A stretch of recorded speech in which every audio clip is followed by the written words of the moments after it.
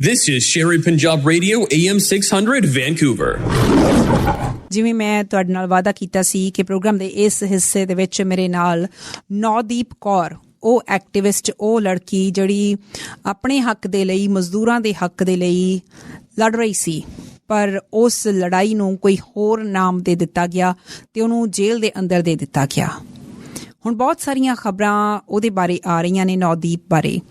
ਮੈਂ ਨੌਦੀਪ ਬਾਰੇ ਲੱਭਣ ਦੀ ਬਹੁਤ ਕੁਝ ਕੋਸ਼ਿਸ਼ ਕੀਤੀ। ਮੈਂ ਅੱਜ ਨੌਦੀਪ ਦੀ ਜਿਹੜੀ ਸਿਸਟਰ ਹੈ ਰਾਜਵੀਰ ਕੌਰ, ਉਹਦੇ ਨਾਲ ਪਿਛਲੇ 3-4 ਦਿਨਾਂ ਤੋਂ ਇਨ ਟੱਚ ਸੀ। ਮੈਂ ਲਗਾਤਾਰ ਉਹਦੇ ਨਾਲ ਗੱਲਬਾਤ ਕਰ ਰਹੀ ਸੀ, ਪਰ ਮੇਰਾ ਜ਼ਿਆਦਾ ਇੰਟਰਸਟ ਸੀ ਕਿ ਨੌਦੀਪ ਕਿਹੋ ਜਿਹੀ ਸ਼ਖਸੀਅਤ ਹੋ ਸਕਦੀ ਹੈ।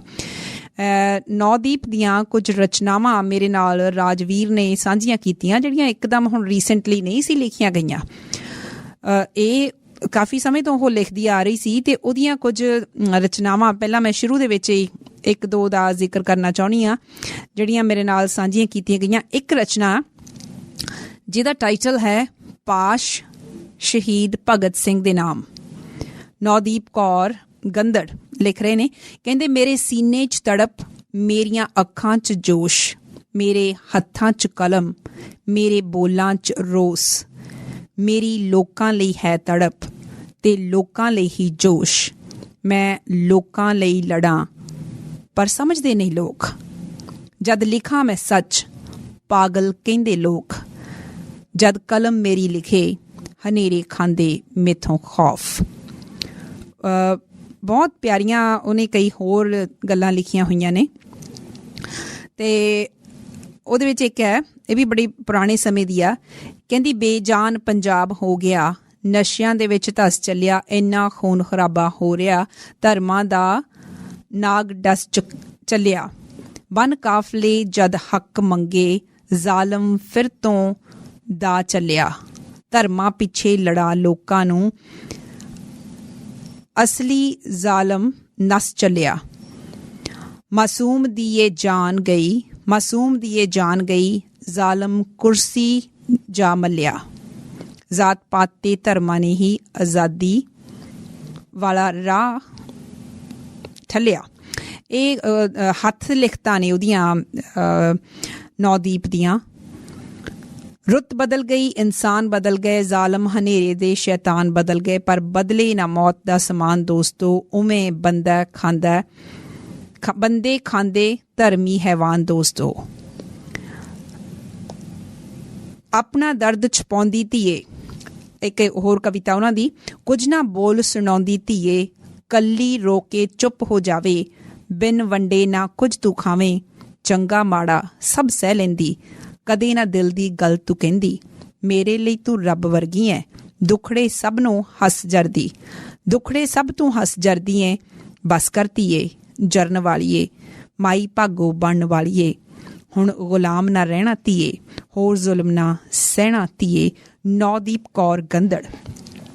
ਇਸ ਵੇਲੇ ਗੱਲ ਸ਼ੁਰੂ ਕਰਨ ਜਾ ਰਹੀ ਹਾਂ ਮੈਂ ਨੌਦੀਪ ਦੀ ਭੈਣ ਰਾਜਵੀਰ। ਰਾਜਵੀਰ, ਬਹੁਤ ਬਹੁਤ ਸਵਾਗਤ ਹੈ ਤੁਹਾਡਾ। ਜੀ ਸ਼ੁਕਰੀਆ। ਰਾਜਵੀਰ, ਤੁਸੀਂ ਨੌਦੀਪ ਦੀ ਛੋਟੀ ਸਿਸਟਰ ਹੋ ਜਾਂ ਵੱਡੀ ਸਿਸਟਰ ਹੋ? ਜੀ ਨੌਦੀਪ ਮੇਰੇ ਤੋਂ ਛੋਟੀ ਹੈ, ਮੈਂ ਉਸ ਤੋਂ ਵੱਡੀ ਹਾਂ। ਕੌਣ ਕੌਣ ਹੈ ਤੁਹਾਡੇ ਪਰਿਵਾਰ ਦੇ ਵਿੱਚ? ਸਾਡੇ ਪਰਿਵਾਰ ਵਿੱਚ ਮੇਰੇ ਮੰਮੀ ਡੈਡੀ ਤੋਂ ਇਲਾਵਾ 4 ਸਿਸਟਰਸ ਨੇ। ਅੱਛਾ। 4 ਸਿਸਟਰਸ ਅਸੀਂ ਔਰ 2 ਬ੍ਰਦਰਸ हैं। ਤੇ ਨੌਦੀਪ ਛੋਟੀ ਹੈ? ਹਾਂਜੀ, ਉਹ ਮੇਰੇ ਤੋਂ ਛੋਟੀ ਹੈ ਔਰ तीसरे नंबर पे है, मतलब मेरे तो एक ਵੱਡੀ ਹੋਰ ਸਿਸਟਰ ਹੈ। ਇਸ ਵੇਲੇ ਜੋ ਸਿਚੁਏਸ਼ਨ ਬਣੀ ਹੋਈ ਹੈ ਰਾਜਵੀਰ, ਪਰਿਵਾਰ ਦੀ ਕੀ ਹਾਲਤ ਹੈ? ਫਿਲਹਾਲ ਤਾਂ ਜੋ ਨੌਦੀਪ ਦੀ ਰਿਹਾਈ ਲਈ ਸਾਰੇ ਜੋ ਚੀਜ਼ ਕਰ ਸਕਦੇ ਆ ਅਸੀਂ ਉਹ ਕਰ ਰਹੇ ਆ। ਫਿਲਹਾਲ ਤਾਂ ਨੌਦੀਪ ਕਰਨਾਲ ਜੇਲ੍ਹ ਵਿੱਚ ਹੈ ਔਰ ਅਸੀਂ ਲਗਾਤਾਰ ਮੀਡੀਆ ਵਿੱਚ ਜਾਂ ਜਿੱਥੇ ਜਿੱਥੇ ਅਸੀਂ ਕਰ ਸਕਦੇ ਹਾਂ। ਅੱਜ ਮੁਕਤਸਰ ਦੇ ਵਿੱਚ ਜੋ ਡਿਸਟ੍ਰਿਕਟ ਹੈਗਾ ਸਾਡਾ, ਉੱਥੇ ਪ੍ਰੋਟੈਸਟ ਹੋਇਆ, ਮੇਰੇ ਮੰਮੀ ਵੀ ਉੱਥੇ ਗਏ, ਉਹਨਾਂ ਨੇ ਗੱਲ ਰੱਖੀ ਆ ਔਰ ਪ੍ਰੋਟੈਸਟ ਵਿੱਚ ਸ਼ਾਮਿਲ ਹੋਏ ਆ। ਨੌਦੀਪ ਲਈ ਪ੍ਰੋਟੈਸਟ ਹੋਇਆ ਅੱਜ ਉੱਥੇ, ਔਰ ਅਲੱਗ-ਅਲੱਗ ਜਗ੍ਹਾ ਤੇ ਪ੍ਰੋਟੈਸਟ ਹੋ ਰਹੇ ਨੇ। ਤਾਂ ਮਤਲਬ ਫਿਲਹਾਲ ਅੱਜ ਨੌਦੀਪ ਦਾ ਵੀ ਫੋਨ ਆਇਆ ਤਾਂ ਮੈਂ ਉਹਨੂੰ ਦੱਸਿਆ ਕਿ ਬਹੁਤ ਸਾਰੇ ਲੋਕ ਨੇ ਜਿਹੜੇ ਤੇਰੇ ਨਾਲ ਖੜੇ ਆ, ਤੇ ਉਹ ਮਤਲਬ ਉਹਨੂੰ ਇਹ ਮੈਸੇਜ ਮੈਂ ਪਹੁੰਚਾ ਰਹੀ ਹਾਂ ਜੋ ਚੀਜ਼ ਬਾਹਰ ਹੋ ਰਹੀ ਹੈ। ਮੈਂ ਇੱਥੇ ਤੁਹਾਨੂੰ ਅਪਡੇਟ ਕਰਦੀ ਹਾਂ ਰਾਜਵੀਰ, ਅਸੀਂ ਵੀ ਤਕਰੀਬਨ 2-3 ਘੰਟੇ ਪਹਿਲਾਂ ਇੱਕ ਇਸ ਤਰ੍ਹਾਂ ਦਾ ਪ੍ਰੋਟੈਸਟ ਕਰਕੇ ਹਟੇ ਹਾਂ, ਜਿਹਦੇ ਵਿੱਚ ਇਹ ਗੱਲ ਕੀਤੀ ਹੈ ਕਿ ਜਿਹੜੀ ਬੋਲਣ ਦੀ ਆਜ਼ਾਦੀ ਇੱਕ ਲੋਕਤੰਤਰ ਦੇ ਵਿੱਚ ਹੋਣੀ ਚਾਹੀਦੀ ਹੈ, ਫਰੀਡਮ ਆਫ ਐਕਸਪ੍ਰੈਸ਼ਨ ਤੇ ਫਰੀਡਮ ਆਫ ਪ੍ਰੈਸ। ਉਹਦੇ ਵਿੱਚ ਖਾਸ ਤੌਰ ਤੇ ਨੌਦੀਪ ਦਾ ਵੀ ਅਸੀਂ ਜ਼ਿਕਰ ਕੀਤਾ ਕਿ ਉਹਨੂੰ ਵੀ ਰਿਹਾ ਕੀਤਾ ਜਾਣਾ ਚਾਹੀਦਾ ਹੈ। ਜਿਹੜੇ ਇਹ ਐਕਟਿਵਿਸਟ ਨੇ, ਇਹ ਕੰਮ ਕਰਦੇ ਨੇ, ਉਹਨਾਂ ਦੀ ਆਵਾਜ਼ ਦੱਬਣ ਦੀ ਕੋਸ਼ਿਸ਼ ਕੀਤੀ ਜਾਂਦੀ ਹੈ। ਹੁਣੇ ਤੁਸੀਂ ਮੈਂਸ਼ਨ ਕਰਕੇ ਹਟੇ ਹੋ ਇਸ ਚੀਜ਼ ਨੂੰ ਕਿ ਤੁਹਾਡੀ ਫੋਨ ਤੇ ਗੱਲ ਹੋਈ ਹੈ ਨੌਦੀਪ ਦੇ ਨਾਲ, ਉਹਨੂੰ ਤੁਸੀਂ ਅਪਡੇਟ ਕੀਤਾ ਕਿ ਬਾਹਰ ਕੀ ਕੁਝ ਉਹਦੇ ਲਈ ਹੋ ਰਿਹਾ ਹੈ। ਨੌਦੀਪ ਦੀ ਕੀ ਹਾਲਤ ਹੈ, ਉਹ ਤੁਹਾਨੂੰ ਕੀ ਦੱਸਦੀ ਹੈ? ਮੈਂ ਤੁਹਾਡੇ ਕੋਲੋਂ ਫਸਟ ਹੈਂਡ ਇਨਫੋਰਮੇਸ਼ਨ ਜਾਣਨਾ ਚਾਹੁੰਦੀ ਹਾਂ। ਬਹੁਤ ਕੁਝ ਮੀਡੀਆ ਦੇ ਵਿੱਚ ਆ ਰਿਹਾ ਹੈ, ਪਰ ਮੈਂ ਚਾਹੁੰਦੀ ਹਾਂ ਕਿਉਂਕਿ ਤੁਹਾਡੀ ਹੁਣ ਸਾਡੇ ਨਾਲ ਸਿੱਧੀ ਗੱਲ ਹੋ ਹੀ ਰਹੀ ਹੈ, ਜੋ ਅਸਲ 'ਚ ਸਭ ਕੁਝ ਉਹ ਮਹਿਸੂਸ ਕਰ ਰਹੀ ਹੈ, ਜੋ ਕੁਝ ਉਹਦੇ ਤੇ ਹੋਇਆ, ਉਹ ਜੇ ਤੁਸੀਂ ਸਾਡੇ ਨਾਲ ਸਾਂਝਾ ਕਰ ਸਕੋ। ਹੈ ਤਾਂ ਔਖਾ। ਜੀ 13 ਜਨਵਰੀ ਨੂੰ ਮੈਂ ਉਹਨੂੰ ਕਰਨਾਲ ਜੇਲ੍ਹ ਵਿੱਚ ਮਿਲੀ ਸੀ ਅਰੈਸਟ ਹੋਣ ਤੋਂ ਬਾਅਦ ਪਹਿਲੀ ਵਾਰ। 12 ਜਨਵਰੀ ਨੂੰ ਉਹਨੂੰ ਅਰੈਸਟ ਕੀਤਾ ਗਿਆ। ਫਿਰ ਪੁਲਿਸ ਵੱਲੋਂ ਮਤਲਬ ਉਹਦੇ ਨਾਲ ਕੁੱਟਮਾਰ ਹੋਈ ਆ। ਫਿਰ ਉਸ ਤੋਂ ਬਾਅਦ ਸਾਨੂੰ ਕੋਈ ਇਨਫੋਰਮੇਸ਼ਨ ਨਹੀਂ ਸੀਗੀ ਕਿ ਕਿੱਥੇ ਉਹਨੂੰ ਰੱਖਿਆ, ਸਾਨੂੰ ਫੈਮਿਲੀ ਨੂੰ ਕੋਈ ਇਨਫੋਰਮੇਸ਼ਨ ਨਹੀਂ ਦਿੱਤੀ ਗਈ। ਔਰ ਅਸੀਂ ਵਾਰ-ਵਾਰ ਫੋਨ ਕਰ ਰਹੇ ਸੀ, SHO ਨੂੰ ਫੋਨ ਕਰ ਰਹੇ ਸੀਗੇ। ਫਿਰ ਅਸੀਂ ਰਾਤ ਨੂੰ 12:30 ਵਜੇ ਅਸੀਂ SP ਰੈਜ਼ੀਡੈਂਸ ਪਹੁੰਚੇ ਕਿ ਸਾਨੂੰ ਦੱਸਿਆ ਜਾਵੇ ਕਿ ਨੌਦੀਪ ਨੂੰ ਕਿੱਥੇ ਰੱਖਿਆ ਗਿਆ ਹੈ। ਤਾਂ ਫਿਰ ਸਾਨੂੰ ਕੰਟਰੋਲ ਰੂਮ ਵਿੱਚ ਪਤਾ ਚੱਲਿਆ ਕਿ ਉਹਨੂੰ ਕਰਨਾਲ ਜੇਲ੍ਹ ਭੇਜ ਦਿੱਤਾ ਗਿਆ, ਔਰ ਉਹਦੇ ਚ ਕੀ ਸੈਕਸ਼ਨ ਲਾਏ ਗਏ ਸਾਨੂੰ ਇਹ ਪਤਾ ਚੱਲਿਆ ਉੱਥੋਂ। 13 ਜਨਵਰੀ ਨੂੰ ਮੈਂ ਉਹਨੂੰ ਕਰਨਾਲ ਜੇਲ੍ਹ ਵਿੱਚ ਮਿਲੀ ਸੀ। ਤਾਂ ਫਿਰ ਉਹ ਮੈਨੂੰ ਦੱਸ ਰਹੀ ਸੀਗੀ ਕਿ ਮੈਨੂੰ ਉੱਥੋਂ ਜਦੋਂ ਅਰੈਸਟ ਕੀਤਾ ਗਿਆ ਤਾਂ ਔਨ ਦਾ ਸਪੋਟ ਮੈਨੂੰ ਉੱਥੇ ਹੀ ਕੁੱਟਿਆ ਗਿਆ। ਮਤਲਬ ਉੱਥੇ ਕੁੱਟਮਾਰ ਕਰਨ ਤੋਂ ਬਾਅਦ ਉਹਨੂੰ ਉੱਥੇ ਅਰੈਸਟ ਕੀਤਾ ਗਿਆ। ਉਹਨੂੰ ਕੋਈ ਲੇਡੀ ਪੁਲਿਸ ਹੈਂਡਲ ਕਰ ਰਹੀ ਸੀ? ਕੋਈ ਲੇਡੀ ਪੁਲਿਸ ਹੈਂਡਲ ਕਰ ਰਹੀ ਸੀ ਜਾਂ ਮੇਲ ਸੀ? ਨਹੀਂ, ਉਹਨੂੰ ਪੁਰਸ਼ ਪੁਲਿਸ ਦੁਆਰਾ ਕੁੱਟਿਆ ਗਿਆ ਹੈ ਔਨ ਦਾ ਸਪੋਟ। ਔਰ ਫਿਰ ਉਸ ਤੋਂ ਬਾਅਦ ਉਹਨੂੰ ਰਸਤੇ ਵਿੱਚ ਵੀ ਟੌਰਚਰ ਕੀਤਾ ਗਿਆ। ਫਿਰ ਥਾਣੇ ਦੇ ਮਤਲਬ ਪੁਲਿਸ ਸਟੇਸ਼ਨ ਵਿੱਚ ਜਦੋਂ ਲੈ ਕੇ ਆਂਦਾ ਗਿਆ ਤਾਂ ਉਹਨੂੰ ਪੁਲਿਸ ਸਟੇਸ਼ਨ 'ਚ ਬੰਦ ਕਰਕੇ ਮਤਲਬ ਪੁਰਸ਼ ਕਰਮਚਾਰੀਆਂ ਦੁਆਰਾ ਉਹਨੂੰ ਟੌਰਚਰ ਕੀਤਾ ਗਿਆ। ਡੰਡਿਆਂ ਦੇ ਨਾਲ ਉਹਨੂੰ ਕੁੱਟਿਆ ਗਿਆ, ਉਹਦੀ ਬੈਕ ਤੇ, ਹਨਾ। ਔਰ ਮਤਲਬ ਵਾਲ ਵੀ ਮਤਲਬ ਉਹਨੂੰ ਕੁੱਟ ਕੇ ਪੁਲਿਸ ਕੇ ਕੁੱਟਣ ਦੀ ਕੋਸ਼ਿਸ਼ ਕੀਤੀ ਗਈ ਹੈ। ਮਤਲਬ ਉਸ ਤਰੀਕੇ ਨਾਲ ਉਹਨੂੰ ਬਹੁਤ ਬਰੂਟਲ ਤਰੀਕੇ ਨਾਲ ਉਹਨੂੰ ਟੌਰਚਰ ਕੀਤਾ ਗਿਆ। ਬਟ ਉਸ ਤੋਂ ਬਾਅਦ ਉਹਨੇ ਮੈਨੂੰ ਦੱਸਿਆ ਕਿ ਮਤਲਬ ਔਰਤ ਪੁਲਿਸ ਕਰਮੀਆਂ ਨੇ ਅਲੱਗ ਤੋਂ ਉਹਨੂੰ ਕੁੱਟਿਆ ਹੈ। ਤੇ ਮਤਲਬ ਉਹਦੇ ਫਿਰ ਮੈਂ ਉਹਨੂੰ ਪੁੱਛ ਰਹੀ ਸੀਗੀ ਵੀ ਤੈਨੂੰ ਮਤਲਬ ਕਿੱਥੇ ਕਿੱਥੇ ਚੋਟ ਹੈਗੀ ਆ, ਤਾਂ ਉਹ ਕਹਿ ਰਹੀ ਸੀ ਪੈਰਾਂ ਤੇ ਜ਼ਿਆਦਾ ਹੈਗੀ ਆ ਨਾ। ਤਾਂ ਉਹ ਸਾਰੀਆਂ ਉਹ ਦੱਸ ਰਹੀ ਸੀਗੀ। ਤਾਂ ਉਹਦੇ ਪ੍ਰਾਈਵੇਟ ਪਾਰਟ ਤੇ ਵੀ ਮਤਲਬ ਕੁਛ ਕੁ ਚੋਟ ਹੈਗੀ ਆ। ਬਟ ਜਿਸ ਕਿਸਮ ਦੀ ਮੀਡੀਆ ਦੇ ਅੰਦਰ ਚੱਲ ਰਿਹਾ ਹੈ ਕਿ ਮੈਡੀਕਲ ਹੋਇਆ, ਉਹਦੇ ਵਿੱਚ ਪਤਾ ਨਹੀਂ ਉਹ ਮਤਲਬ ਖੁਦ ਹੀ ਬਹੁਤ ਸਾਰੀਆਂ ਚੀਜ਼ਾਂ ਬਣਾਈਆਂ ਜਾ ਰਹੀਆਂ ਨੇ। ਸੋ ਇਸ ਤਰ੍ਹਾਂ ਦੀ ਕੋਈ ਗੱਲ ਨਹੀਂ ਹੈ। ਹਾਂ, ਸੋ ਉਹਨੂੰ ਅਸੌਲਟ ਕੀਤਾ ਗਿਆ। ਕੋਈ ਗੱਲ ਨਹੀਂ ਹੈ, ਬਟ ਉਹਨੂੰ ਜੀ ਅਸੌਲਟ ਕੀਤਾ ਗਿਆ, ਉਹਦੇ ਨਾਲ ਮਤਲਬ ਵਾਇਲੈਂਸ ਹੋਈ ਹੈ। ਔਰ ਇਹ ਕਾਨੂੰਨ ਦੇ ਬਿਲਕੁਲ ਖਿਲਾਫ ਹੈ। ਮਤਲਬ ਜਦੋਂ ਤੁਸੀਂ ਅਰੈਸਟ ਵੀ ਕਰਦੇ ਹੋ ਤਾਂ ਜਿਸ ਕਿਸਮ ਨਾਲ SHO ਦਾ ਬਿਆਨ ਹੈਗਾ ਕਿ ਨੌਦੀਪ ਕੌਰ 40-50 ਲੜਕਿਆਂ ਦੇ ਨਾਲ ਜਬਰਨ ਵਸੂਲੀ ਕਰਦੀ ਹੈਗੀ ਹੈ ਕਿਸੇ ਫੈਕਟਰੀਆਂ ਦੇ ਅੰਦਰ ਜਾ ਕੇ, ਤਾਂ ਜੇ ਉਹਨੂੰ ਇੱਕ ਕ੍ਰਿਮੀਨਲ ਦੇ ਤੌਰ ਤੇ, ਮੇਨ ਕ੍ਰਿਮੀਨਲ ਦੇ ਤੌਰ ਤੇ ਪੁਲਿਸ ਦੇਖ ਰਹੀ ਆ, ਤਾਂ ਫਿਰ ਉੱਥੇ ਪੁਲਿਸ ਕਰਮਚਾਰੀ ਕਿਉਂ ਨਹੀਂ ਪਹੁੰਚਦੇ ਉੱਥੇ ਅਰੈਸਟ ਕਰਨ ਲਈ? ਬਟ ਇਹ ਔਨ ਦਾ ਸਪੋਟ ਨੌਦੀਪ ਨੂੰ ਟਾਰਗੇਟ ਕੀਤਾ ਗਿਆ ਔਰ ਉਹਨੂੰ ਟਾਰਚਰ ਕੀਤਾ ਗਿਆ। ਔਰ ਫਿਰ ਉਹਨਾਂ ਨੂੰ ਮਤਲਬ ਜਦੋਂ 12:30 ਤੋਂ 1 ਵਜੇ ਦੇ ਵਿਚਕਾਰ ਉਹਨੂੰ ਅਰੈਸਟ ਕੀਤਾ ਗਿਆ ਤਾਂ ਉਹਨੂੰ ਮਤਲਬ ਰਾਤ ਨੂੰ ਪੇਸ਼ ਕੀਤਾ ਗਿਆ ਮੈਜਿਸਟ੍ਰੇਟ ਦੇ ਸਾਹਮਣੇ। ਮਤਲਬ ਮੈਜਿਸਟ੍ਰੇਟ ਦੇ ਸਾਹਮਣੇ ਕਾਗਜ਼ਾਂ ਵਿੱਚ ਪੇਸ਼ ਕੀਤਾ ਗਿਆ। ਫਿਰ ਉਹਨੂੰ ਸਿੱਧਾ ਕਰਨਾਲ ਜੇਲ੍ਹ ਭੇਜ ਦਿੱਤਾ ਗਿਆ। ਸਾਨੂੰ ਇਨਫੋਰਮੇਸ਼ਨ ਕੋਈ ਨਹੀਂ ਦਿੱਤੀ ਗਈ ਫੈਮਿਲੀ ਨੂੰ, ਜੋ ਕਿ ਕਾਨੂੰਨਨ ਗਲਤ ਹੈ। ਅੱਛਾ, ਅਸੀਂ ਲਗਾਤਾਰ ਕੋਸ਼ਿਸ਼ ਕਰ ਰਹੇ ਸੀ ਕਿ ਸਾਨੂੰ ਪਤਾ ਚੱਲੇ ਕਿ ਉਹਨੂੰ ਕਿੱਥੇ ਰੱਖਿਆ। ਸੋ ਰਾਜਵੀਰ, ਸਾਡੇ ਸੁਣਨ ਵਾਲਿਆਂ ਨੂੰ ਅਸੀਂ ਇਹ ਚੀਜ਼ ਸਪਸ਼ਟ ਕਰ ਦਈਏ ਕਿ ਜਿਹੜੀਆਂ ਇੰਡੀਆ ਦੇ ਮੀਡੀਆ ਤੋਂ ਜਾਂ ਸੋਸ਼ਲ ਮੀਡੀਆ ਤੋਂ ਬਹੁਤ ਸਾਰੀਆਂ ਇੱਦਾਂ ਦੀਆਂ ਖਬਰਾਂ ਆਈ ਜਾਂਦੀਆਂ ਕਿ ਉਹਨੂੰ ਨੌਦੀਪ ਨੂੰ ਸੈਕਸ਼ੁਅਲੀ ਅਸੌਲਟ ਕੀਤਾ ਗਿਆ, ਇਹੋ ਜਿਹੀ ਗੱਲ ਨਹੀਂ ਹੈ। ਉਹਦੇ ਸੱਟਾਂ ਲੱਗੀਆਂ ਕਿਉਂਕਿ ਉਹਨੂੰ ਕੁੱਟਿਆ ਗਿਆ, ਇਸ ਕਰਕੇ ਪ੍ਰਾਈਵੇਟ ਪਾਰਟਸ ਤੇ ਸੱਟਾਂ ਲੱਗੀਆਂ। ਉਹਨੂੰ ਕੋਈ ਜਿਹੜੀ ਇਹੋ ਜਿਹੀ ਗੱਲ ਆ ਰਹੀ ਹੈ ਕਿ ਕੋਈ ਰੇਪ ਦੀ ਗੱਲ ਕਰ ਰਿਹਾ, ਕੋਈ ਸੈਕਸ਼ੁਅਲ ਅਸੌਲਟ ਦੀ ਗੱਲ ਕਰ ਰਿਹਾ, ਇਹ ਗੱਲ ਸੱਚੀ ਨਹੀਂ ਹੈ। ਜੀ ਹਾਂਜੀ ਰਾਜਵੀਰ।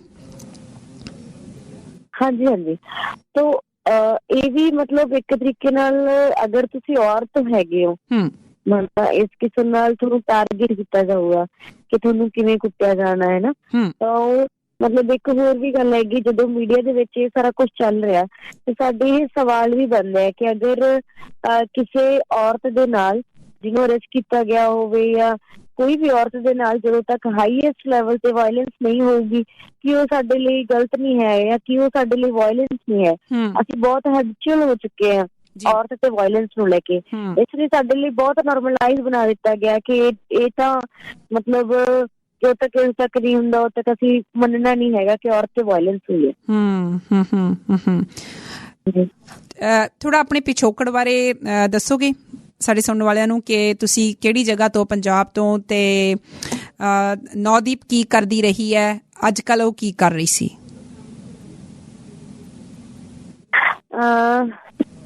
ਅਸੀਂ ਪੰਜਾਬ ਦੇ ਇੱਕ ਡਿਸਟ੍ਰਿਕਟ ਹੈ ਸ਼੍ਰੀ ਮੁਕਤਸਰ ਸਾਹਿਬ, ਔਰ ਉਹਦਾ ਪਿੰਡ ਹੈ ਗੰਦੜ, ਉੱਥੋਂ ਬਿਲੋਂਗ ਕਰਦੇ ਆ। ਤੇ ਸਾਡੀ ਫੈਮਿਲੀ ਮਤਲਬ ਦਲਿਤ ਬੈਕਗਰਾਊਂਡ ਹੈ ਔਰ ਮਤਲਬ ਮਜ਼ਦੂਰੀ ਹੀ ਮਤਲਬ ਕੀਤੀ ਹੈ ਪੇਰੈਂਟਸ ਨੇ ਵੀ।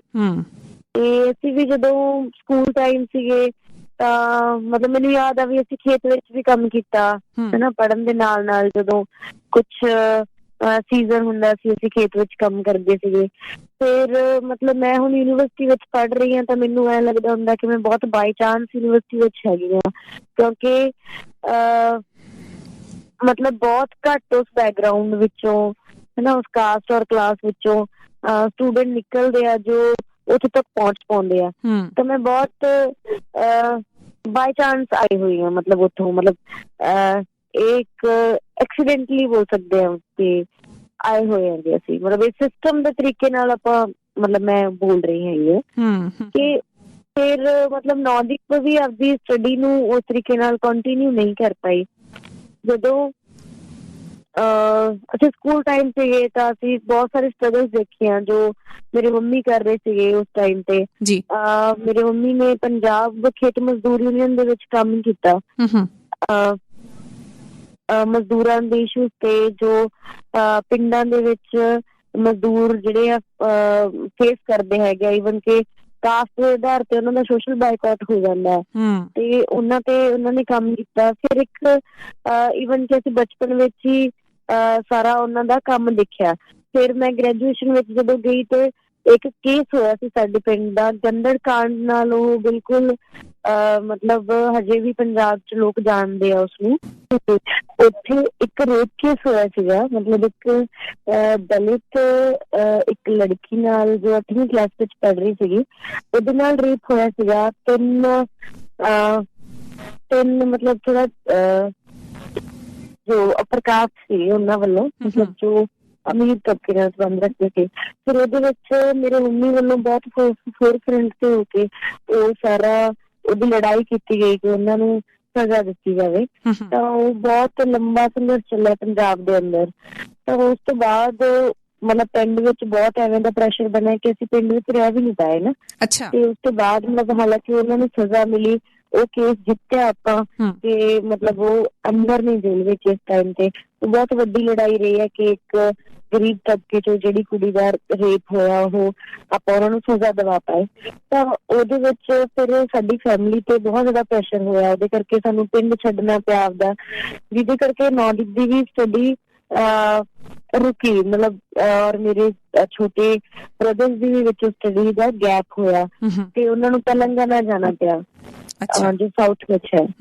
ਤੇ ਫਿਰ ਮਤਲਬ ਮੈਂ ਉਹਦੀ ਮਤਲਬ ਬੈਕਗਰਾਊਂਡ ਕੀ ਸੀਗਾ ਨੌਦੀਪ ਦਾ, ਇਸ ਲਈ ਮੈਂ ਦੱਸ ਰਹੀ ਹਾਂ ਕਿ ਉਹਦਾ ਫਿਰ ਉਹਨੂੰ ਓਪਨ ਵਿੱਚ ਕਰਨੀ ਪਈ 10th, ਫਿਰ +2 ਵੀ ਉਹਨੇ ਓਪਨ ਵਿੱਚ ਕੀਤੀ ਔਰ ਗੈਪ ਰਿਹਾ ਬਹੁਤ ਲੰਬਾ ਟਾਈਮ ਸਟੱਡੀ ਦੇ ਵਿੱਚ। ਫਿਰ ਜਦੋਂ ਹੁਣ ਦੁਬਾਰਾ ਸਾਡੀ ਫੈਮਿਲੀ ਪੰਜਾਬ ਵਿੱਚ ਆਈ ਤਾਂ ਫਿਰ ਉਹਨੇ ਉਹ ਮਤਲਬ ਐਵੇਂ ਪਲਾਨ ਕਰ ਰਹੀ ਸੀ ਕਿ ਮੈਂ ਅੱਗੇ ਕੰਟੀਨਿਊ ਕਰਾਂ ਆਪਦੀ ਸਟੱਡੀ, ਤਾਂ ਕੁਛ ਘਰ ਦੀਆਂ ਆਰਥਿਕ ਹਾਲਤ ਕਰਕੇ ਉਹ ਨਾਲ ਜੋਬ ਕਰਨੀ ਪੈ ਰਹੀ ਸੀ ਫੈਕਟਰੀ ਦੇ ਅੰਦਰ। ਤਾਂ ਉਹਨੇ ਦਿੱਲੀ ਯੂਨੀਵਰਸਿਟੀ ਦੇ ਕਾਲਜ ਵਿੱਚ ਵੀ ਅਪਲਾਈ ਕੀਤਾ ਹੋਇਆ ਸੀਗਾ ਕਿ ਉਹ ਗ੍ਰੈਜੂਏਸ਼ਨ ਲਈ ਅੱਗੇ ਮਤਲਬ ਗ੍ਰੈਜੂਏਸ਼ਨ ਲਈ ਕਾਲਜ ਵਿੱਚ ਐਡਮਿਸ਼ਨ ਲਏਗੀ ਤੇ ਨਾਲ ਉਹ ਕੰਮ ਕਰਕੇ ਮਤਲਬ ਸਟੱਡੀ ਨੂੰ ਕੰਟੀਨਿਊ ਕਰੂਗੀ। ਬਟ ਫਿਲਹਾਲ ਤਾਂ ਮਤਲਬ ਜੋ ਸਥਿਤੀ ਆਪਣੀ ਸਾਹਮਣੇ ਹੈ ਕਿ ਉਹ ਮਤਲਬ ਜੋ ਫੈਮਿਲੀ ਦਾ ਵੀ ਰਿਹਾ ਔਰ ਜੋ ਸਟਰਗਲਸ ਵਿੱਚੋਂ ਮਤਲਬ ਉਹ ਆਈ ਹੈ ਨਿਕਲ ਕੇ ਨਾ, ਤਾਂ ਉਹਦੇ ਵਿੱਚੋਂ ਮਤਲਬ ਉਹ ਸਟਰਗਲ ਦੇ ਵਿੱਚ ਹੀ ਆਪਦੀ ਜ਼ਿੰਦਗੀ ਨੂੰ ਵੀ ਅਸੀਂ ਦੇਖ ਰਹੇ ਹਾਂ ਕਿ ਬਿਨਾਂ ਸਟਰਗਲ ਤੋਂ ਅਸੀਂ ਨਹੀਂ ਅੱਗੇ ਜਾ ਸਕਦੇ ਜੋ ਹਾਲਤ ਨੇ ਇਸ ਟਾਈਮ ਤੇ ਸਾਡੇ। ਤਾਂ ਮੈਂ ਮਤਲਬ ਬਹੁਤ ਸਾਰੇ ਮਤਲਬ ਇਸ ਟਾਈਮ ਤੇ ਸਵਾਲ ਵੀ ਪੁੱਛ ਰਹੇ ਨੇ ਕਿ ਨੌਦੀਪ ਐਕਟਿਵਿਜ਼ਮ ਵਿੱਚ ਕਦੋਂ ਆਈ, ਮਤਲਬ ਕਿਵੇਂ ਐਕਟਿਵਿਜ਼ਮ ਦਾ ਉਹਨੂੰ ਮਤਲਬ ਕੀਤਾ ਰਿਹਾ। ਤਾਂ ਇਹੀ ਸਾਡਾ ਇਹ ਜਵਾਬ ਹੈ ਕਿ ਕੁਛ ਕੁ ਜਿਨ੍ਹਾਂ ਕੋਲੇ ਬਹੁਤ ਜ਼ਿਆਦਾ ਕੰਫਰਟੇਬਲ ਸਪੇਸਿਸ ਨੇ ਉਹਨਾਂ ਕੋਲੇ ਚੁਆਇਸ ਹੁੰਦੀ ਹੈ ਕਿ ਤੁਸੀਂ ਐਕਟਿਵਿਜ਼ਮ ਕਰਨਾ ਜਾਂ ਨਹੀਂ ਕਰਨਾ। ਬਟ ਜਿਹੜੀ ਉਹ ਸਥਿਤੀ ਵਿੱਚ ਜਨ ਲੈਂਦੇ ਆ ਕਿ ਉਹਨਾਂ ਨੂੰ ਲੜੇ ਬਿਨਾਂ ਹਨਾ ਉਹ ਮਤਲਬ ਜ਼ਿੰਦਗੀ ਜੀਣੀ ਮਤਲਬ ਹਰ ਪੈਸੇ ਲੜਾਈ ਹੈ, ਮਤਲਬ ਇੱਕ ਕਿਸਮ ਦੀ ਕਹਿ ਸਕਦੇ। ਜੇ ਤੁਸੀਂ ਪੜ੍ਹਨਾ ਤਾਂ ਫਿਰ ਵੀ ਤੁਹਾਡੀ ਲੜਾਈ ਹੈਗੀ ਆ ਕਿ ਤੁਸੀਂ ਖੁਦ ਪਹਿਲਾਂ ਮਤਲਬ ਕੋਈ ਐਵੇਂ ਦੇ ਸੋਰਸ ਜੁਟਾਉਣੇ ਹੈਗੇ ਆ ਫਿਰ ਤੁਸੀਂ ਅੱਗੇ ਪੜ੍ਹ ਪਾਓਗੇ। ਤੇ ਇਵੇਂ ਦੀ ਸਥਿਤੀ ਵਿੱਚ ਓਬਵੀਅਸਲੀ ਜੋ ਨੌਦੀਪ ਉਹਨਾਂ ਹਾਲਤਾਂ ਦੀ ਪੈਦਾਵਾਰ ਹੈ। ਮੈਂ ਜੀ ਸਹੀ ਮੈਂ ਤੁਹਾਡੀ ਗੱਲ ਮੈਂ ਕਹਿਣਾ ਚਾਹੁੰਦੀ। ਹਾਂਜੀ ਰਾਜਵੀਰ, ਮੈਨੂੰ ਇਹ ਪਤਾ ਕਿ ਤੁਸੀਂ ਵੀ PhD ਕਰ ਰਹੇ ਹੋ, ਤੁਸੀਂ ਪੰਜਾਬੀ ਲਿਟਰੇਚਰ, ਪਾਕਿਸਤਾਨੀ ਪੰਜਾਬੀ ਲਿਟਰੇਚਰ ਦੇ ਉੱਤੇ ਤੁਸੀਂ ਆਪਣੀ PhD ਕਰ ਰਹੇ ਹੋ।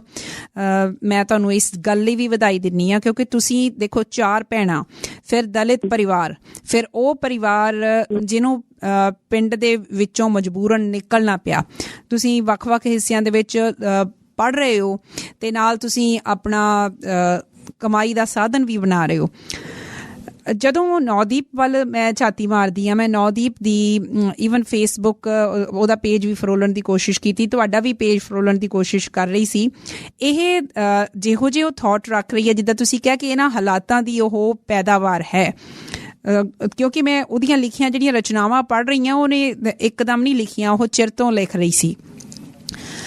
ਮੇਰਾ ਸਵਾਲ ਤੁਹਾਡੇ ਲਈ ਜਿਹੜਾ ਮੈਂ ਫੋਕਸ ਕਰਨਾ ਚਾਹੁੰਦੀ ਹਾਂ ਕਿ ਹੁਣ ਇਹ ਜਿਹੜਾ ਕਿਸਾਨ ਅੰਦੋਲਨ ਦੇ ਦੌਰਾਨ ਜੋ ਕੁਝ ਹੋਇਆ, ਤੁਹਾਨੂੰ ਲੱਗਦਾ ਸੀ ਕਿ ਨੌਦੀਪ ਦੇ ਉੱਤੇ ਪੁਲਿਸ ਦੀ ਪਹਿਲਾਂ ਤੋਂ ਨਜ਼ਰ ਸੀ, ਕੋਈ ਬਹਾਨਾ ਭਾਲਿਆ ਜਾ ਰਿਹਾ ਸੀ, ਉਹਦੀਆਂ ਐਕਟੀਵਿਟੀਜ਼ ਤੇ ਪਹਿਲਾਂ ਤੋਂ ਨਜ਼ਰ ਸੀ?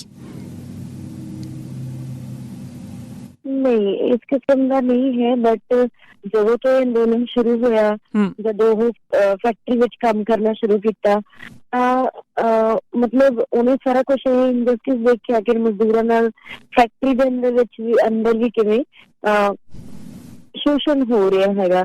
ਵੀ ਜਿਹੜਾ ਔਰਤਾਂ ਦੀ ਤਨਖਾਹ ਸੇਮ ਮਤਲਬ ਕੰਮ ਲਈ ਮਰਦਾਂ ਤੋਂ ਘੱਟ ਹੈ ਨਾ, ਤਾਂ ਜੇ ਕਿਸੇ ਮਜ਼ਦੂਰ ਦਾ ਕੁਛ ਵੀ ਨੁਕਸਾਨ ਹੁੰਦਾ ਹੈ ਫੈਕਟਰੀ ਦੇ ਕੰਮ ਦੇ ਦੌਰਾਨ ਉਹਨੂੰ ਜੋਬ ਤੋਂ ਕੱਢ ਦਿੱਤਾ ਜਾਂਦਾ, ਉਹਨੂੰ ਕੋਈ ਮੁਆਵਜ਼ਾ ਨਹੀਂ ਦਿੱਤਾ ਜਾਂਦਾ। ਸਾਰੀਆਂ ਹਾਲਤਾਂ ਦੇ ਕਰਕੇ ਮਜ਼ਦੂਰ ਅਧਿਕਾਰ ਸੰਗਠਨ ਜੁਆਇਨ ਕੀਤਾ। ਮਤਲਬ ਉਹਦੀਆਂ ਐਕਟੀਵਿਟੀਜ਼ ਮਤਲਬ ਬਹੁਤ ਲੰਬਾ ਟਾਈਮ ਨਹੀਂ ਰਿਹਾ ਕਿ ਉਹਨੇ ਮਤਲਬ ਜੋ ਮੈਂ ਸਮਝ ਰਹੀ ਹਾਂ ਕਿ ਜਦੋਂ ਮਜ਼ਦੂਰਾਂ ਦੇ ਨਾਲ ਹੋ ਰਿਹਾ ਸ਼ੋਸ਼ਣ ਉਹ ਐਕਸਪੋਜ਼ ਕਰ ਰਿਹਾ ਤੇ ਨਾਲ ਕਿਸਾਨਾਂ ਦੇ ਅੰਦੋਲਨ ਨੂੰ ਮਜ਼ਬੂਤ ਕਰ ਰਹੇ ਸੀਗੇ ਕਿ ਕਿਸਾਨ ਮਜ਼ਦੂਰ ਇੱਕ ਹੋ ਕੇ ਲੜਨਗੇ। ਤਾਂ ਉਹ ਰੀਜ਼ਨ ਹੈ ਕਿ ਜਿਹਦੇ ਕਰਕੇ ਨੌਦੀਪ ਨੂੰ ਟਾਰਗੇਟ ਕੀਤਾ ਗਿਆ। ਫਿਲਹਾਲ ਜਿਹੜਾ ਅੰਦੋਲਨ ਚੱਲ ਰਿਹਾ ਤੇ ਜੋ ਹੁਣੇ ਉਹ ਕਰ ਰਹੀ ਆ। ਰਾਜਵੀਰ, ਮੇਰੇ ਕੋਲ ਨੌਦੀਪ ਦੀ ਉਹ ਰਿਕਾਰਡਿੰਗ ਹੈ, ਮੈਂ ਆਪਣੇ ਸੁਣਨ ਵਾਲਿਆਂ ਨੂੰ ਸੁਣਾਉਣਾ ਚਾਹੁੰਦੀ ਹਾਂ ਜਿੱਥੇ ਉਹ ਮਜ਼ਦੂਰਾਂ ਤੇ ਕਿਸਾਨਾਂ ਦੇ ਹੱਕਾਂ ਦੀ ਗੱਲ ਕਰ ਰਹੀ ਹੈ। ਥੋੜੀ ਦੇਰ ਲਈ ਪਲੀਜ਼ ਹੋਲਡ ਰੱਖਿਓ। मेरा नाम नवदीप कौर है, मैं मजदूर अधिकार संगठन से हूँ और मैं पंजाब से हूँ। हम लोग ऐसे ही दिखा रहे हैं, मीडिया हो चाहे यहाँ के लोग यही बोले कि किसानों का बोल, तो आप लोग देखिए किसान और मजदूर आपस में जुड़े हुए हैं। प्रोडक्शन देखिए, उत्पादन संबंध बोलते हैं। हम लोग देख रहे हैं कि जो किसान है वो खेतों में उत्पादन कर रहा है और जो मजदूर है वो कंपनियों में, फैक्ट्रियों में काम कर रहे हैं। तो हम लोग एक दूसरे से जुड़े हुए हैं और दोनों ही तबके लगातार पीछे जा रहे हैं और सरकार है जो लगातार मजदूर और किसान को बेच के, उनके हकों को बेच के अपने पेट भर रही है। पहले हम लोगों ने देखा बैंक बिक गई है, हमारे कॉलेज बिक गए हैं, हमारे स्कूल बिक गए हैं, अभी सड़कें, रेलवे, पता नहीं क्या क्या बेच दिया है उन्होंने। अभी सिर्फ किसान के खेत बाकी थे और वो भी बेच दिए हैं। जिन फैक्ट्री में मजदूर काम करते हैं वो भी बिक गए हैं और उनको पूरा वेतन नहीं मिलता है। हम लोग ये बोलना चाह रहे हैं कि आज हमारा पूरा देश बिक गया है। सिर्फ किसानों की लड़ाई नहीं है, ये मजदूरों की लड़ाई भी है, ये स्टूडेंट्स की लड़ाई भी है। तो हम लोग जब तक एक साथ नहीं आएंगे तो ना तो किसान कामयाब है, ना हम लोग कामयाब हैं। तो लगातार हम लोग देख रहे हैं कि पहले एनआरसी आई। ਨੌਦੀਪ ਦੀ ਆਵਾਜ਼ ਤੁਸੀਂ ਸੁਣ ਰਹੇ ਸੀ। ਨੌਦੀਪ ਦੀ ਇੱਕ ਕਵਿਤਾ ਹੈ ਜਿਹੜੀ ਉਹਨੇ ਬਹੁਤ ਸਾਲ ਪਹਿਲਾਂ ਲਿਖੀ ਹੈ। ਕਹਿੰਦੀ ਅਣਖਾਂ ਖਾਤਰ ਜਿਉਂਦੇ ਜਿਹੜੇ ਨਹੀਂ ਗੁਲਾਮ, ਜੋ ਜੋਕਾਂ ਦੇ ਲੱਖ ਮੁਸੀਬਤਾਂ ਝੱਲਣ ਬਾਅਦ ਵੀ ਹੱਕ ਵਿੱਚ ਰਹਿੰਦੇ ਲੋਕਾਂ ਦੇ, ਅਜਿਹੇ ਪਿਆਰੇ ਦੋਸਤ ਮੇਰੇ ਗਰਵ ਹਮੇਸ਼ਾ ਕਰਦੀ ਹਾਂ। ਹੱਕ ਵਿੱਚ ਮੇਰੇ ਤੁਸੀਂ ਖੜੇ ਹੋ, ਫਿਰ ਵੀ ਮੈਂ ਕਿਉਂ ਡਰਦੀ ਹਾਂ। ਪੰਜਾਬ ਤਾਂ ਆਪਣਾ ਡੁੱਬ ਚੱਲਿਆ, ਹੁਣ ਆਪਾਂ ਹੀ ਕੁਝ ਕਰਨਾ ਹੈ। ਸੋ ਹੱਥ ਸਾਨੂੰ ਤੋੜਨ ਵਾਲੇ ਪਰ ਅਸੀਂ 100 ਹੱਥ ਸਾਨੂੰ ਤੋੜਨ ਵਾਲੇ ਪਰ ਅਸੀਂ ਇਕਜੁੱਟ ਹੋ ਕੇ ਲੜਨਾ ਹੈ। ਰਾਜਵੀਰ, ਬਹੁਤ ਪਿਆਰੀਆਂ ਕਵਿਤਾਵਾਂ ਨੇ ਜਿਹੜੀਆਂ ਇਹ ਨੌਦੀਪ ਨੇ ਲਿਖੀਆਂ ਹੋਈਆਂ।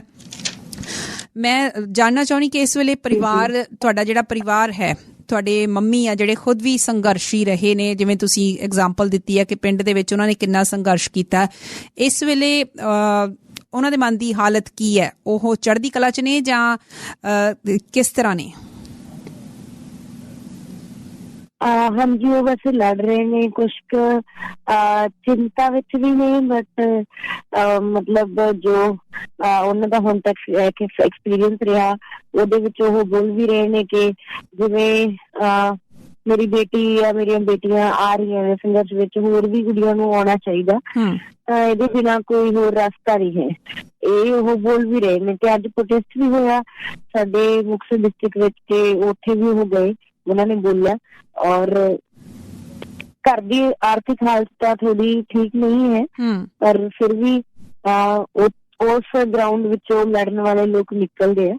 ਬਿਲਕੁਲ ਬਿਲਕੁਲ। ਸਾਡੇ ਕੁਝ ਸੁਣਨ ਵਾਲੇ ਜੇ ਗੱਲ ਕਰਨਾ ਚਾਹੁੰਦੇ ਨੇ ਇਸ ਵੇਲੇ ਰਾਜਵੀਰ ਦੇ ਨਾਲ, 6042040600 604-204-0600 ਨੰਬਰ ਹੈ। ਮੇਰੇ ਕੋਲ ਟਾਈਮ ਬਹੁਤ ਥੋੜਾ ਹੈ, ਇਸ ਲਈ ਜੇ ਗੱਲ ਕਰਨੀ ਹੈ ਤਾਂ ਤੁਹਾਨੂੰ ਛੋਟੀ ਗੱਲ ਰੱਖਣੀ ਪਏਗੀ। ਹਰਦੀਪ ਜੀ ਨੇ ਸਾਡੇ ਪਹਿਲੇ ਕਾਲਰ। ਹਾਂਜੀ ਹਰਦੀਪ ਜੀ। ਹਾਂਜੀ, ਸਤਿ ਸ਼੍ਰੀ ਅਕਾਲ ਜੀ। ਸਤਿ ਸ਼੍ਰੀ ਅਕਾਲ।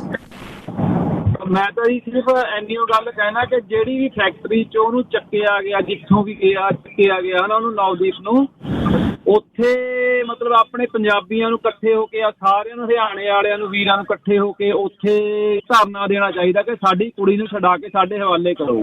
ਠੀਕ ਹੈ, ਮੈਂ ਤਾਂ ਆਹੀ ਕਹਿਣਾ ਕਿ ਇਹਨੂੰ ਆਪਾਂ ਜਿਵੇਂ ਹੁਣ ਹੈਗਾ ਇਹ ਸੋਸ਼ਲ ਮੀਡੀਆ 'ਤੇ ਚੱਲ ਰਿਹਾ ਹੈ ਨਵਦੀਪ ਦਾ, ਪਰ ਬਹੁਤ ਮਤਲਬ ਹਜੇ ਲਿਮਿਟਿਡ ਹੀ ਆ। ਜਿੱਦਾਂ ਕਹੀਏ ਕਿ ਆਪਾਂ ਉਹਨੂੰ ਮਤਲਬ ਹਜੇ ਪੂਰਾ ਉੱਭਰ ਕੇ ਆਇਆ ਨਹੀਂ ਹੈਗਾ।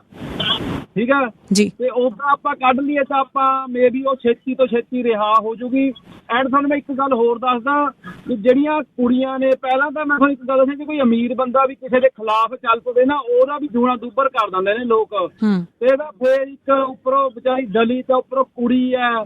ਠੀਕ ਹੈ, ਇਹ ਮਤਲਬ ਬੜਾ ਔਖਾ ਹੈ ਸੰਘਰਸ਼ ਕਰਨਾ ਕੁੜੀਆਂ ਲਈ ਤਾਂ ਇੰਡੀਆ ਦੇ ਵਿੱਚ ਰਹਿ ਕੇ, ਉਹ ਵੀ ਪੰਜਾਬ ਆ, ਹਰਿਆਣਾ, ਜਿੱਥੇ ਵੀ ਹੈਗਾ।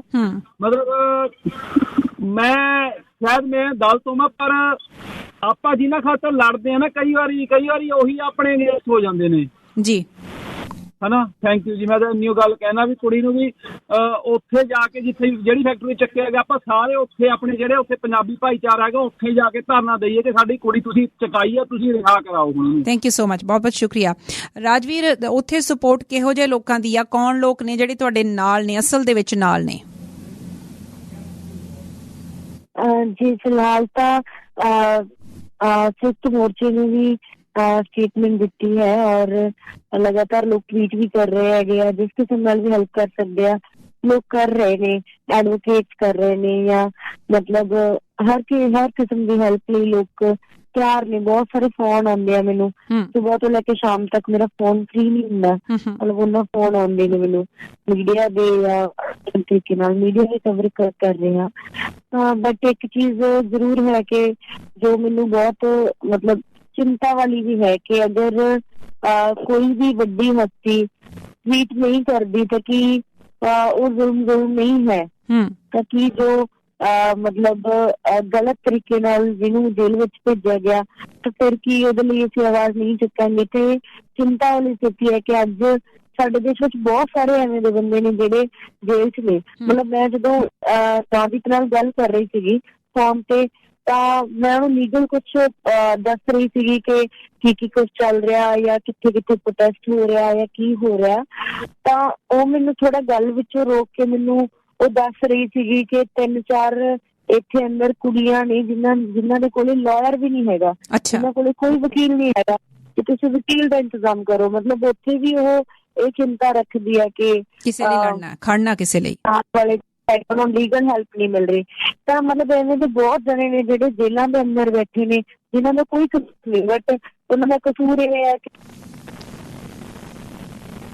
ਹੈਲੋ, ਇਹਨਾਂ ਦੀ ਕਾਲ ਡਿਸਕਨੈਕਟ ਹੋ ਗਈ ਆ। ਅਸੀਂ ਦੁਬਾਰਾ ਕਾਲ ਕਨੈਕਟ ਕਰਨ ਦੀ ਕੋਸ਼ਿਸ਼ ਕਰਦੇ ਹਾਂ। ਜਿਵੇਂ ਤੁਸੀਂ ਜਾਣਦੇ ਹੋ ਕਿ ਥੋੜ੍ਹਾ ਜਿਹਾ ਇੰਡੀਆ ਦੇ ਵਿੱਚ, ਥੋੜ੍ਹਾ ਨਹੀਂ ਪਿਛਲੇ ਦਿਨੀ ਤਾਂ ਬਹੁਤ ਜ਼ਿਆਦਾ ਸੀ ਕਿ ਇੰਟਰਨੈਟ ਦੀ ਕਾਫੀ ਵੱਡੀ ਸਮੱਸਿਆ ਪੈਦਾ ਹੋ ਗਈ ਸੀ, ਪਰ ਕੋਸ਼ਿਸ਼ ਕਰ ਰਹੇ ਹਾਂ ਅਸੀਂ ਆਪਣੇ ਵੱਲੋਂ ਕਿ ਇਹਨਾਂ ਦੇ ਨਾਲ ਗੱਲ ਐਟਲੀਸਟ ਕੀਤੀ ਜਾ ਸਕੇ। ਥੋੜ੍ਹਾ ਜਿਹਾ ਹੀ ਸਮਾਂ ਮੇਰੇ ਕੋਲ ਬਾਕੀ ਰਹਿ ਗਿਆ ਹੈ, ਤੇ ਜਿਹੜੇ ਕਾਲਰਸ ਨੇ ਜੇ ਗੱਲ ਕਰਨਾ ਚਾਹੁੰਦੇ ਆ, ਪਲੀਜ਼ ਉਹ ਗੱਲ ਆਪਣੀ ਬਿਲਕੁਲ ਟੂ ਦਾ ਪੁਆਇੰਟ ਬਰੀਫ ਜਿਹੀ ਤੁਸੀਂ ਗੱਲ ਰੱਖਿਓ ਆਪਣੀ, ਤਾਂ ਕਿ 2-3 ਕੁਐਸਚਨ ਆਪਾਂ ਰਾਜਵੀਰ ਦੇ ਕੋਲੋਂ ਹੋਰ ਪੁੱਛ ਸਕੀਏ।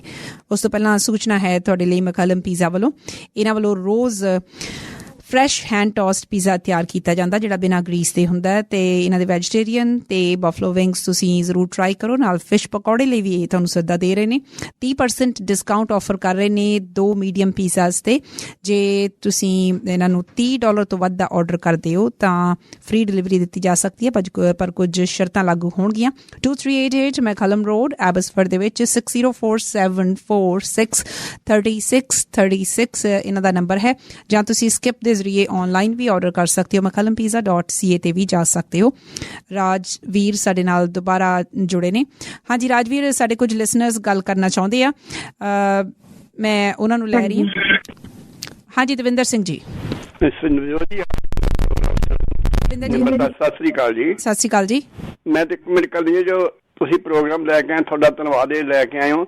ਦੂਜੀ ਗੱਲ ਇਹ ਵੀ ਸਾਨੂੰ ਪਤਾ, ਅਸੀਂ ਉੱਥੇ ਰਹਿ ਕੇ ਆਏ ਹਾਂ 70-71, ਜੋ ਅਸੀਂ ਵੀ ਸੀਗੇ ਸਿੰਧੇ ਰਹਿ ਗਈਆਂ ਗੱਲਾਂ ਬਾਤਾਂ 'ਚ। ਕਿਸਾਨ ਮਜ਼ਦੂਰ ਦੀ ਗੱਲ ਕਰਨੀ ਉੱਥੇ ਬਹੁਤ ਔਖੀ ਆ। ਇਹ ਲੜਕੀ ਨੂੰ ਮੈਂ ਸਲੂਟ ਕਰਦਾ, ਇਹਦੀ ਸੋਚ ਨੂੰ, ਇਹਦੀ ਲਿਖਤ ਨੂੰ। ਕਈ ਤਲਕ ਤੇ ਬੇਖੋ ਕੇ ਕਿਰਤੀਆਂ ਦੀ ਗੱਲ ਕਹੀ ਆ, ਚਾਲੂ ਰੱਖੇ। ਤੁਹਾਡਾ ਪ੍ਰੋਗਰਾਮ ਕਰਨ ਦਾ ਧੰਨਵਾਦ, ਤੇ ਮੈਨੂੰ ਸਾਥ ਦੇਣ ਧੰਨਵਾਦ। ਸ਼ੁਕਰੀਆ ਤੁਹਾਡਾ ਗੱਲ ਕਰਨ ਦੇ ਲਈ। ਅੱਛਾ ਰਾਜਵੀਰ, ਮੈਂ 1-2 ਗੱਲਾਂ ਤੁਹਾਡੇ ਨਾਲ ਹੋਰ ਕਰਨਾ ਚਾਹੁੰਦੀ ਹਾਂ ਕਿ ਸਪੋਰਟ ਤੁਸੀਂ ਕਹਿ ਰਹੇ ਹੋ ਕਿ ਵੀ ਹਾਂ ਮਿਲ ਰਹੀ ਹੈਗੀ ਆ।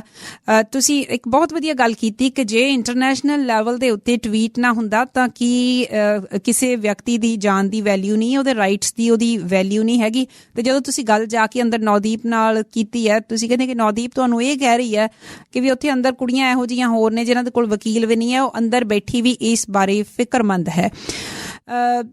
ਕੱਲ ਵੀ ਗੱਲ ਤੁਹਾਡੇ ਨਾਲ ਜਾਂ ਅੱਜ ਵੀ ਗੱਲ ਹੋਈ, ਉਹਨਾਂ ਦੀ ਕੋਈ ਲੇਟੈਸਟ ਜਿਹੜੀ ਇਨਫੋਰਮੇਸ਼ਨ ਹੈ ਉਹ ਕੀ ਹੈਗੀ ਇਸ ਵੇਲੇ? ਸਿਚੁਏਸ਼ਨ ਕੀ ਹੈ, ਕੀ ਪੋਜੀਸ਼ਨ ਹੈ ਤੁਹਾਡੀ ਜਿਹੜੀ ਬੇਲ ਐਪਲੀਕੇਸ਼ਨ ਤੁਸੀਂ ਪਾਈ ਹੋਈ ਹੈ?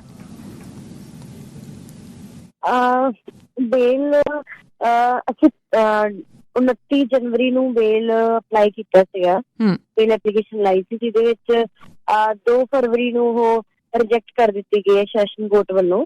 ਔਰ ਫਿਲਹਾਲ ਮਤਲਬ ਉਹਦੇ ਵਿੱਚ ਜਦੋਂ ਇੱਕ ਘਟਨਾ ਹੋਈ ਸੀ ਉਸ ਤੋਂ ਪਹਿਲਾਂ ਹੀ, ਕਿ ਜਦੋਂ ਮਜ਼ਦੂਰ ਪ੍ਰੋਟੈਸਟ ਕਰਦੇ ਆ ਤਾਂ ਉਹਨਾਂ ਨੇ ਇੱਕ ਐਸੋਸੀਏਸ਼ਨ ਬਣਾਈ ਹੋਈ ਆ ਫੈਕਟਰੀ ਮਾਲਿਕਾਂ ਨੇ, ਕਿ ਕੁੰਡਲੀ ਇੰਡਸਟਰੀਅਲ ਐਸੋਸੀਏਸ਼ਨ, ਤਾਂ ਕਿ ਕੋਈ ਵੀ ਪ੍ਰੋਟੈਸਟ ਨਾ ਕਰ ਪਾਵੇ। ਤੇ ਉਹਦੇ ਵਿੱਚ ਮਨਦੀਪ ਪੂਨੀਆ ਨੇ 30 ਦਸੰਬਰ ਨੂੰ ਇਹ ਕਵਰ ਕੀਤਾ ਸੀਗਾ, 28 ਦਸੰਬਰ ਦੀ ਜੋ ਘਟਨਾ ਹੋਈ, ਤੇ ਉਹਦੇ ਵਿੱਚ ਮਜ਼ਦੂਰਾਂ ਤੇ ਗੋਲੀ ਚਲਾਈ ਗਈ, ਮਤਲਬ ਜੋ ਕੰਪਨੀ ਦੇ ਗੁੰਡਿਆਂ ਦੁਆਰਾ।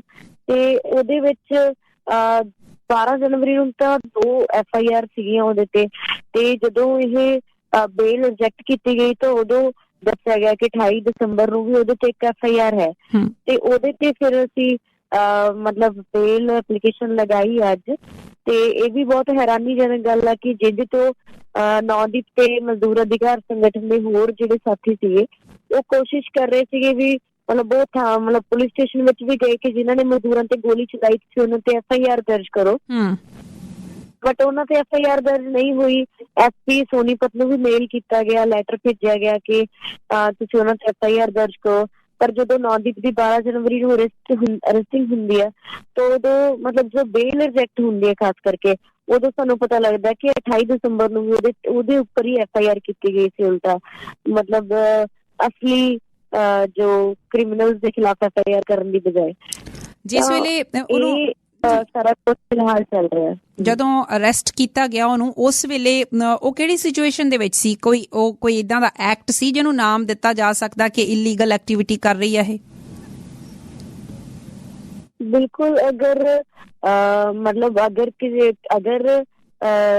ਜੋ ਪੁਲਿਸ ਹੈ ਜਾਂ ਇੱਥੋਂ ਦੀ ਸਰਕਾਰ ਹੈ ਜੇ ਪ੍ਰੋਟੈਸਟ ਕਰਨ ਨੂੰ ਇਲੀਗਲ ਕਾਰਵਾਈ ਕਹਿੰਦੇ ਹੈਗੇ ਆ ਤੇ ਫਿਰ ਅਸੀਂ ਸਾਰੀ ਇਲੀਗਲ ਕਾਰਵਾਈ ਕਰ ਰਹੇ ਹੈਗੇ। ਅਸੀਂ ਸਾਰੇ ਪ੍ਰੋਟੈਸਟ ਦੇ ਅੰਦਰ ਹੈਗੇ। ਜਦੋਂ ਹੁਣ ਲੱਖਾਂ ਲੋਕ ਮਤਲਬ ਈਵਨ ਕਿ ਸਾਡਾ ਕਾਨੂੰਨ ਸਾਨੂੰ ਇਹ ਰਾਈਟ ਦਿੰਦਾ ਹੈਗਾ ਕਿ ਜਦੋਂ ਵੀ ਤੁਸੀਂ ਮਤਲਬ ਯੂਨੀਅਨਾਈਜ਼ ਹੋਣ ਦਾ, ਮਜ਼ਦੂਰਾਂ ਨੂੰ ਯੂਨੀਅਨ ਬਣਾਉਣ ਦਾ, ਈਵਨ ਕਿ ਜਦੋਂ SHO ਬਿਆਨ ਦੇ ਰਿਹਾ ਹੈਗਾ ਉਹ ਇਹ ਕਹਿ ਰਿਹਾ ਕਿ ਇਹ ਮਜ਼ਦੂਰਾਂ ਚ ਯੂਨੀਅਨ ਬਣਾਉਣਾ ਚਾਹੁੰਦੇ ਆ, ਮਤਲਬ ਉਹ ਇਸ ਲਹਿਜੇ ਵਿੱਚ ਬੋਲ ਰਹੇ ਨੇ ਜਿਵੇਂ ਕਿ ਯੂਨੀਅਨ ਬਣਾਉਣਾ ਔਰ ਇਕੱਠੇ ਹੋਣਾ, ਪ੍ਰੋਟੈਸਟ ਕਰਨਾ ਜਿਵੇਂ ਕੋਈ ਕ੍ਰਾਈਮ ਹੈਗਾ। ਇਹ ਸਾਡੇ ਦੇਸ਼ ਦੀ ਇਹੀ ਹਾਲਤ ਹੈ ਕਿ ਪ੍ਰੋਟੈਸਟ ਕਰਨਾ ਔਰ ਖਾਸ ਕਰਕੇ ਇੱਕ ਔਰਤ ਵੱਲੋਂ ਆਵਾਜ਼ ਉਠਾਉਣਾ ਉਹ ਇੱਕ ਕ੍ਰਾਈਮ ਵਜੋਂ ਹੀ ਗਿਣਿਆ ਜਾਂਦਾ। ਰਾਜਵੀਰ, ਅਖੀਰ 'ਚ ਸਾਡੇ ਸੁਣਨ ਵਾਲਿਆਂ ਨੂੰ ਤੁਸੀਂ ਕੀ ਕਹਿਣਾ ਚਾਹੋਗੇ? ਦੁੱਖ ਭਰੀ ਕਹਾਣੀ ਹੈ ਜਿਹੜੀ ਤੁਸੀਂ ਬਿਆਨ ਕਰ ਰਹੇ ਹੋ, ਪਰ ਇਹ ਸੱਚ ਹੈ। ਸੱਚ ਹਮੇਸ਼ਾ ਕੌੜਾ ਹੁੰਦਾ। ਜਿੰਨੀਆਂ ਵੀ ਤੁਸੀਂ ਗੱਲਾਂ ਕੀਤੀਆਂ, ਚਾਹੇ ਦਲਿਤ ਵਰਗ ਦੀਆਂ ਆਪਾਂ ਗੱਲਾਂ ਕੀਤੀਆਂ, ਔਰਤ ਹੋਣ ਦੀਆਂ ਗੱਲਾਂ ਕੀਤੀਆਂ, ਫਾਈਨੈਂਸ਼ਲੀ ਵੀਕ ਹੋਣ ਦੀਆਂ ਗੱਲਾਂ ਕੀਤੀਆਂ, ਦੂਸਰੇ ਪਾਸੇ ਸਭ ਤੋਂ ਵੱਡੀ ਐਪਰੀਸ਼ੀਏਟ ਕਰਨ ਵਾਲੀ ਗੱਲ ਇਹ ਹੈ ਕਿ ਤੁਸੀਂ ਇਸ ਸਭ ਦੇ ਬਾਵਜੂਦ ਤੁਸੀਂ ਸਟੈਂਡ ਲਿਆ ਹੋਇਆ, ਨਾ ਸਿਰਫ ਆਪਣੇ ਲਈ ਭੈਣਾਂ ਨੇ, ਈਵਨ ਤੁਹਾਡੇ ਮਦਰ ਵੀ, ਸਗੋਂ ਬਾਕੀ ਲੋਕਾਂ ਦੇ ਲਈ।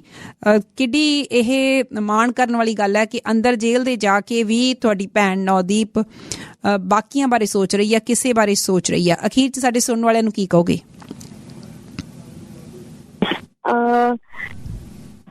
ਸਾਡਾ ਇਹੀ ਮੈਸੇਜ ਹੋਏਗਾ ਕਿ ਸਾਨੂੰ ਇਸ ਆਵਾਜ਼ ਨੂੰ ਅੱਗੇ ਲੈ ਕੇ ਜਾਣਾ ਚਾਹੀਦਾ। ਸਿਰਫ ਨੌਦੀਪ ਨਹੀਂ, ਨੌਦੀਪ ਵਰਗੇ ਹੋਰ ਵੀ ਬਹੁਤ ਸਾਰੇ ਲੋਕ ਨੇ ਜਿਹੜੇ ਲੜੇ ਆ। ਅੱਜ ਬਹੁਤ ਸਾਰੇ ਕਿਸਾਨ ਨੇ ਜਿਹੜੇ ਅੱਜ ਤੱਕ ਤਿਹਾੜ ਜੇਲ੍ਹ ਦੇ ਵਿੱਚ ਬੈਠੇ ਆ, ਜਾਂ ਫਿਰ ਬਹੁਤ ਮਤਲਬ ਈਵਨ ਕਿ ਇੱਕ ਮਜ਼ਦੂਰ ਅਧਿਕਾਰ ਸੰਗਠਨ ਦੇ ਪ੍ਰੈਜ਼ੀਡੈਂਟ ਸ਼ਿਵ ਕੁਮਾਰ ਨੂੰ ਅਰੈਸਟ ਕਰ ਲਿਆ ਗਿਆ ਜੋ ਉਸ ਦਿਨ ਪ੍ਰੋਟੈਸਟ ਦੇ ਵਿੱਚ ਵੀ ਨਹੀਂ ਸੀਗੇ। ਮੈਂ ਇਹ ਸ਼ੇਅਰ ਕਰਨਾ ਚਾਹੁੰਦੀ ਹਾਂ ਕਿ 16 ਜਨਵਰੀ ਨੂੰ ਉਹਨੂੰ ਅਰੈਸਟ ਕੀਤਾ ਗਿਆ ਔਰ ਉਹਨੂੰ 24 ਜਨਵਰੀ ਨੂੰ ਕੋਰਟ ਵਿੱਚ ਪ੍ਰੋਡਿਊਸ ਕੀਤਾ ਗਿਆ। ਇਹ ਇਲੀਗਲ ਕਸਟਡੀ ਵਿੱਚ ਰੱਖਿਆ ਗਿਆ, ਉਹਨੂੰ ਬਹੁਤ ਜ਼ਿਆਦਾ ਟਾਰਚਰ ਕੀਤਾ ਗਿਆ। 24 ਜਨਵਰੀ ਨੂੰ ਕੋਰਟ ਵਿੱਚ ਪ੍ਰੋਡਿਊਸ ਕਰਨ ਤੋਂ ਬਾਅਦ ਫਿਰ ਤੋਂ 10 ਦਿਨ ਦਾ ਪੁਲਿਸ ਰਿਮਾਂਡ ਲਿਆ ਗਿਆ ਜਿਹਦੇ ਵਿੱਚ ਉਹਨੂੰ ਬਹੁਤ ਟਾਰਚਰ ਕੀਤਾ ਗਿਆ। ਔਰ ਅੱਜ ਤੱਕ ਵੀ ਅਸੀਂ ਕੋਸ਼ਿਸ਼ ਕਰ ਰਹੇ ਹਾਂ ਕਿ ਉਹਨੂੰ ਕੋਈ ਲਾਇਰ ਮਿਲੇ, ਕੋਈ ਫੈਮਿਲੀ ਮੈਂਬਰ ਮਿਲ ਕੇ ਆਵੇ। ਕਿਸੇ ਲਾਇਰ ਨੂੰ ਉਹ ਅੰਦਰ ਜੇਲ੍ਹ ਵਿੱਚ ਮਿਲਣ ਨਹੀਂ ਦੇ ਰਹੇ ਹੈਗੇ। ਫੈਮਿਲੀ ਮੈਂਬਰ ਵੀ ਉਹਨੂੰ ਅੱਜ ਤੱਕ ਨਹੀਂ ਮਿਲ ਪਾ ਰਿਹਾ। ਤੇ ਇਹ ਮਤਲਬ ਇਸ ਤੋਂ ਵੱਧ ਟਾਰਚਰ ਤੁਸੀਂ ਕੀ ਕਹੋਗੇ? ਮਤਲਬ ਇਸ ਤੋਂ ਵੱਧ ਟਾਰਚਰ ਨਹੀਂ ਹੋ ਸਕਦਾ ਕਿਸੇ ਨਾਲ। ਔਰ ਉਹਨੂੰ ਬਹੁਤ ਜ਼ਿਆਦਾ ਫਿਜ਼ੀਕਲੀ ਟਾਰਚਰ ਕੀਤਾ ਗਿਆ, ਇਸ ਲਈ ਉਹਨੂੰ ਮਿਲਣ ਨਹੀਂ ਦੇ ਰਹੇ ਹੈਗੇ। ਤਾਂ ਮਤਲਬ ਸਾਰੇ ਕਾਨੂੰਨ ਦੀਆਂ ਧੱਜੀਆਂ ਉਡਾਉਂਦੇ ਹੋਏ, ਸਾਰੇ ਕਾਨੂੰਨ ਸੰਵਿਧਾਨ ਦੀਆਂ ਧੱਜੀਆਂ ਉਡਾਉਂਦੇ ਹੋਏ ਇਹ ਸਾਰਾ ਕੁਛ ਹੋ ਰਿਹਾ। ਤੇ ਇਹਦੇ ਤੇ ਫਿਰ ਸਾਨੂੰ ਹੋਰ ਵੀ ਮਤਲਬ ਚੇਤਨ ਹੋਣ ਦੀ ਜ਼ਰੂਰਤ ਹੈਗੀ ਆ।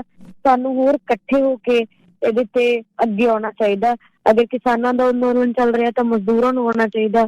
ਤੇ ਜਿਵੇਂ ਨੌਦੀਪ ਨੇ ਆਪਦੇ ਜੋ ਰਿਕਾਰਡਿੰਗ ਵੀ ਆਪਾਂ ਸੁਣੀ ਕਿ ਨੌਦੀਪ ਦਾ ਵੀ ਮੈਸੇਜ ਇਹੀ ਸੀਗਾ ਕਿ ਮਜ਼ਦੂਰਾਂ ਨੂੰ ਤੇ ਕਿਸਾਨਾਂ ਨੂੰ ਇਕੱਠੇ ਹੋ ਕੇ ਅੱਗੇ ਆਉਣਾ ਪੈਣਾ ਤੇ ਵਿਦਿਆਰਥੀ ਵੀ ਇਕੱਠੇ ਹੋਣ, ਨੌਜਵਾਨ ਵੀ ਇਕੱਠੇ ਹੋਣ। ਆਪਾਂ ਨੂੰ ਸਾਰਿਆਂ ਨੂੰ ਮਿਲ ਕੇ ਇਹਦੇ ਲਈ ਲੜਨਾ ਪੈਣਾ ਹੈਗਾ ਕਿ ਇਹ ਸਾਰਾ ਕੁਛ ਜੋ ਵੀ ਹੋ ਰਿਹਾ।